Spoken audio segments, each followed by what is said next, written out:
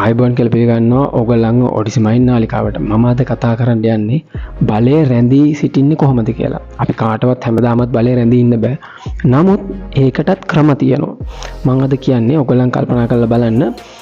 ඕගොල්ලන් මොකක්ම හරි යම්කිසි බලයක් හොබවන තනතුරක ඉන්නවනම් ඕගොල්ලන් කාලයක් මේ තනතුර දරලා ඉස්සරහට යද්දී ඕගොල්ලන්ගේ මිනිස්සුන්ට එපා වෙන්න ගන්න. ඕගොල්ලන්ගේ ක්‍රියාකාරකම් මේගොල්ලන්ට හරියන්නේ නැති වෙන්න ගන්නවා. ඒ කියන්නේ මුල් කාලේ නම් ඕගොල්ලන්ගේ ක්‍රියාකාරකම් ඕගොල්ලන් කරන වැඩ ඒගොල්ලන්ට හරියම දීප්තිමත්ව පේනවා.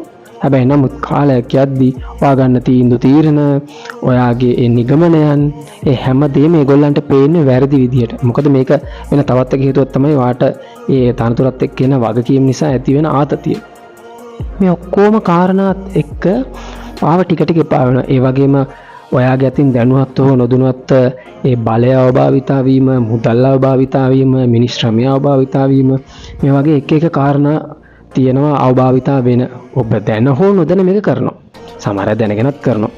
අපි හිතමුකෝ මේක දැනගෙනම කරපු කෙනෙක් කියලා. කොහොම වුණත් එතකොට දැන් ඔයාට විරුද්ධව මහා විශාල බලයක් ගොඩනැගිලා තියෙනවා. ඔයාව මෙතනින් අයින් කරන්න ඕනේ කියලා. ඔයා මෙතනින් එලවන්න ඕනේ කියලා. මේක ගොඩාක් වෙලාවට දේශපාලන ඇතුළේ වෙනවා. මම එකත් කතා කරන්න. ඉතින් ඊට පස්සේ වාව එලවන්න මේගොල්ලන් try කරද්දි ඒගොල්ලන් එහෙම විරෝධතාවයක් අරන් එද්දී ගොඩක් වෙලාවට මිනිස්සු කරන්නේ එතන ඉඳන් ඒකත් එක්ක ෆයිට් කරන එක. නමුත් ඒක සම්පූර්ණයෙන් වැරදි. මොකද එතන වාගේ chapter එක ඉවරයි දැන්. වාගේ පරිච්ඡේදය එතනින් ඉවරයි. ඒ පරිච්ඡේදයට ආයි පණ දෙන්න බෑ වාට එතන ඉඳන්. වාට ඒකට පණ දෙන්න පුළුවන් ඔයා ටික කාලයකට ඒ සිදුවීමෙන් අයින් වෙලා යන්න ඕනේ. සිනාරියෝ එකෙන් අයින් වෙන්න ඕනවා ටික කාලයකට. හැබැයි අයින් වෙන්න ඕනෙම ඔයා ඒ දරපු තනතුර දරන්න සුදුසු නැති, ඒකට සුදුසුකම් නැති, අත්දැකීම් නැති, එහා සමාන හොඳ තීන්දුව ගන්න බැරි පුද්ගලයෙක්ව මෙතනට පත් කරලා තමයි ඔයගොල්ලෝ මෙතනින් අයින් වෙන්න ඕනේ. හැබැයි කොයිම වෙලාවකවත් එළියේ ඉන්නේ වාට විරුද්ධත්වයේ පළ කරන මිනිස්සුන්ට දැනගන්න තියන්න හොඳ නැහැ. ඔයා මේකට අනුබල ආධාර දෙනවයි කියලා මේ අයව පත් කරන්න මේ පුද්ගලයාව. එතකොට දැන් මේ පුද්ගලයා කොහොමත් ඔයා අනුබල ආධාර දෙද්දී හිතන්න පුළුවන් ඇයි මෙයා මට මේක දෙන්නේ? මෙයා මොකක් හරි යටිහිතේ අරමුණක් තියන් ඉන්නවා කියලා. ඔතන ඕක හිතෙන්නේ නැතුවම නෙමෙයි. නමුත් මේ මිනිස්සයා කොහොමත් බලය සම්බන්ධව කැමැත්තක් ඇති පුද්ගලයෙක්නේ ඔතනට එන්න උත්සාහ කරන්නේ. එයාට මේ වගේ වෙලාවට දැනෙන්නේ එයාගේ ටාගට් එක නැත්නම් එයා මෙච්චර කාලයක් බලාපොරොත්තු වෙච්ච දේ ඉෂ්ට වෙන්න යන නිසා එයාට ඒක ඇතුළේ තියෙන රියැලිටි එක පේන්නේ නැති වෙනවා. එයා රියැලිටි එකට කිසිම විදිහක අවධානයක් දෙන්නේ නැහැ. එයා ඔයා දෙන ආධාර අනුබල අරගෙන කොහමද එයා එතනටපත් වෙන්න දන්නේ. එයා හිතනවා එයා එතනටපත් වුණාට පස්සේ ඔයාවත් පාස් කරන් යට යන්න පුළුවන් කියලා. නමුත් එයා අත්දැකීම් අඩු, සුදුසුකම් අඩු, තීරණ ගන්න බැරි පුද්ගලෙක්. එතකොට ඔයා ටික කාලයකට ඔයා මේ සිද්ධියෙන් අයින් වෙලා ඔයා ඒ වගේ හොඳට දන්න පුද්ගලයෙක් එතනටපත් කරනවා. මම හොඳට දන්නවා කියලා කිව්වේ එයාට නොහැකි කියන එක හොඳට දන්න පුද්ගලයෙක් එතනටපත් කරනවා.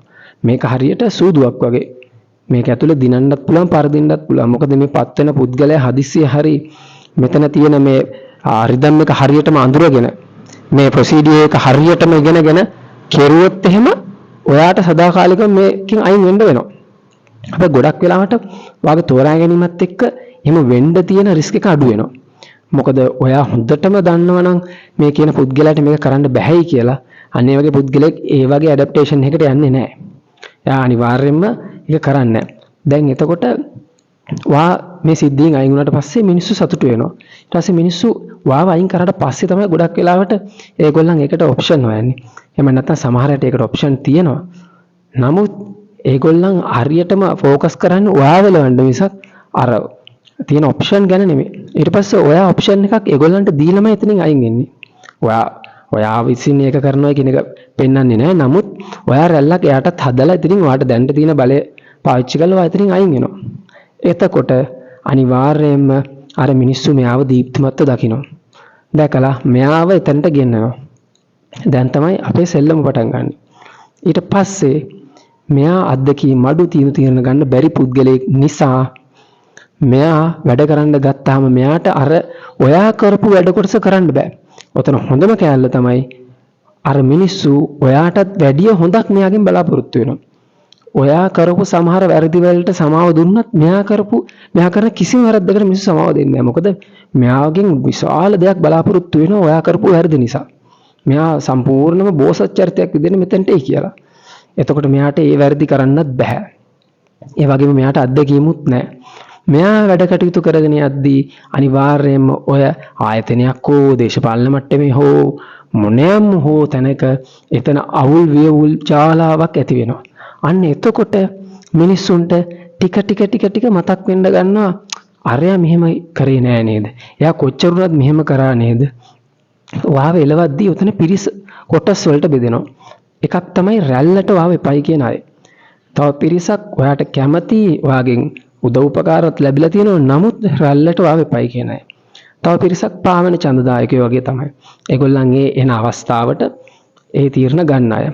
එතකොට මේ කොටස් වල අයගෙන් මූලින්ම අර ඔය රැල්ලට ඔයාව එපයි කියපු කොටස ප්‍රශස්ති ආයි ගායනා කරන්න ගන්නවා. ඔයාගේ හොඳ ගැන කියන්නේ. වා මෙහෙමයි කොච්චර උනත් මෙහෙම කරා වාට ඔයගොල්ලෝ මේක දැක්කේ නෑ. මෙයාගේ මේක තිබ්බොන්න ඔහම මේ සමාජය තුලේ මත ගොඩනගන්න පටන් ගන්නවා. ඇත්තටම මේ මිනිස්සුන්ට ඔයාව දැනෙන්න ගන්නවා. මේක මේ දේශපාලන වශයෙන් අරගෙන මට චෝදනා කරන්න එපා. මම කිසිම දේශපාලන පක්ෂයකට සම්බන්ධත් නැහැ. මට වැඩකුත් නැහැ. හැබැයි මේක හැමදාම දේශපාලනයේත් උනා. මේ මෑත වර්තමානයේ නෙමෙයි ඈත ඉතිහාසයේ ඉඳන්ම වෙච්ච දෙයක්. ඔයගොල්ලන්ට මේව හොයලා බැලුවොත් හොයාගන්න පුළුවන්. ඉතිහාස කතාවල තියෙනවා. ඉතින් ඊට පස්සේ මිනිස්සුන්ට ඔයාව තදින්ම දැනෙන්න ගන්නවා. ඔයාව ඕනෙමයි. හැමතිස්සෙම ඔයා ගැනමයි කල්පනා කරන්නේ. මොකද එයා අර දැන්ටපත් වෙලා ඉන්න කෙනා ගන්න ඕනම තීරණයක වැරද්ද ඔයත් එක්ක සංසන්දනය කරාම මේගොල්ලන්ට පේන්නේ හරි විදියට. ඉතින් මේක හරහා නිකම්ම ආයිත් රැල්ලක් ඇවිල්ලා වවපත් වෙනවා මෙතනට. හැබැයි ඒ පත් කරන්නේ මිනිස්සු ආයි ඔයා මොනව කරත් ඔයාව එලවන්න බය වෙලා. ඔයාව වයින් කරන්න බය වෙලා. මෙන්න මේක තමයි බලය රැඳෙන්න අපි පාවිච්චි කරන්න ඕන ටෙක්නික් එක. මොකද ඕනම දෙයක් කාලයක් ඇද්දී දීප්තිය අඩු වෙනවා.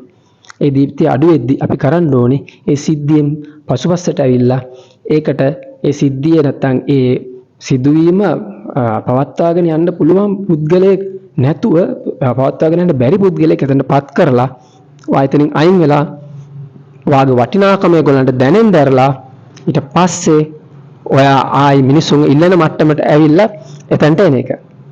මෙන්න මේ ක්‍රමයට ඔයාට දීර්ඝකාලීනව බලය රැඳෙන්න පුළුවන්. ඉතින් මේක මේ දේශපාලනය ඇතුළේ නිතරම සිද්ධ වෙනවා.